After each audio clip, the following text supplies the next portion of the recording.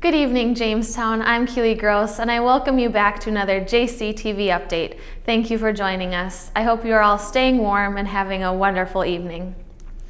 On campus, actors are tying up all the loose ends as they get ready to showcase what they have been preparing for over a month now. The production of The Nerd will make its debut next Thursday, February 10th, and will run through Saturday, February 12th. The performances will take place at 7:30 in the Denault Auditorium of the Ryland Fine Arts Center. Tickets, which can be purchased for $7, can be reserved now by calling the Jamestown College box office at 701-252-3467, extension 2435, or by emailing tickets@jc.edu. This play, written by comedic writer Larry Shue, revolves around the landlord and aspiring architect Willem. Things are carrying on normally for Willem until he has a visit from his past. The man who saved his life in the Vietnam War pays him a visit. However, Willem soon realizes that his new guest, Rick, of whom the play is named for, is a little bit off in various ways, which makes for a very interesting visit. Student director and senior Jordan Wolf stated that the play is full of quick lines and will ensure lots of laughs.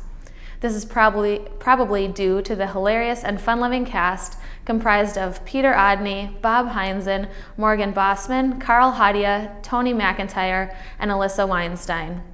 This is a play that you will not want to miss, so reserve your tickets now.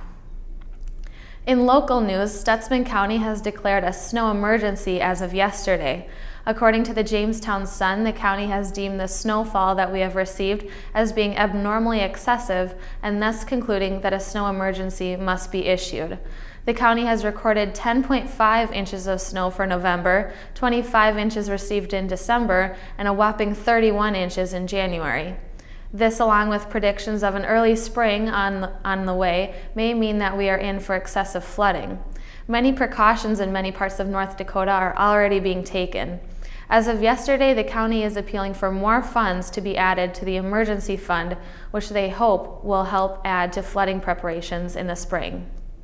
This past weekend, a rock concert was held in Jamestown. JCTV correspondent Caleb Ruby has more on that story. Saturday night at the Knights of Columbus, 4 heavy metal bands got together to put on a show.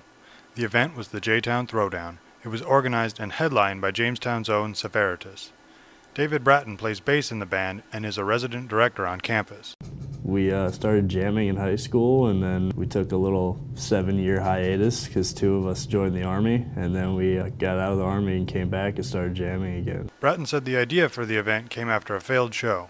We did a show in Bismarck. There's a bunch of other bands there, and that was going to be our first show together since high school, so we were all stoked about it. We went there, and we thought it was going to be huge, and like 10 people showed up because the guy who put the show together just didn't know what he was doing. He didn't advertise it. He didn't promote it well. It was just the most unprofessional show ever. Bratton said they hope to make this an annual event.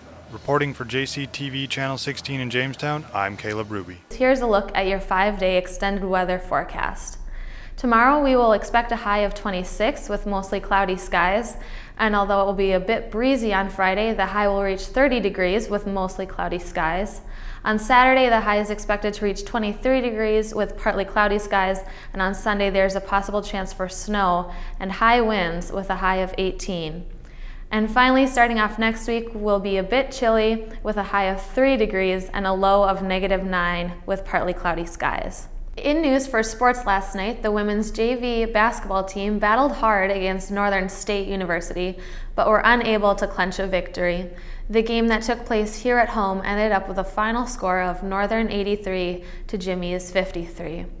However, the Jimmies will have a chance to redeem themselves tomorrow night when they hit the road and head to Wahpeton to take on North Dakota State College of Science at 6 o'clock. The men's JV team will then follow up with the game at 8 o'clock. Also competing tomorrow night is the men's wrestling team, who will be hosting Minot State here in the Hanson at 7. And on Friday, the men and women's basketball teams will be hosting Black Hills State at their annual Family Fun Night. The women will begin play at 5:30 and the men will follow at 7:30. The Jimmy track and field team will also be competing on Friday. However, they will have to hit the road They will be heading to Fargo to the Bison Open Pentathlon and Heptathlon.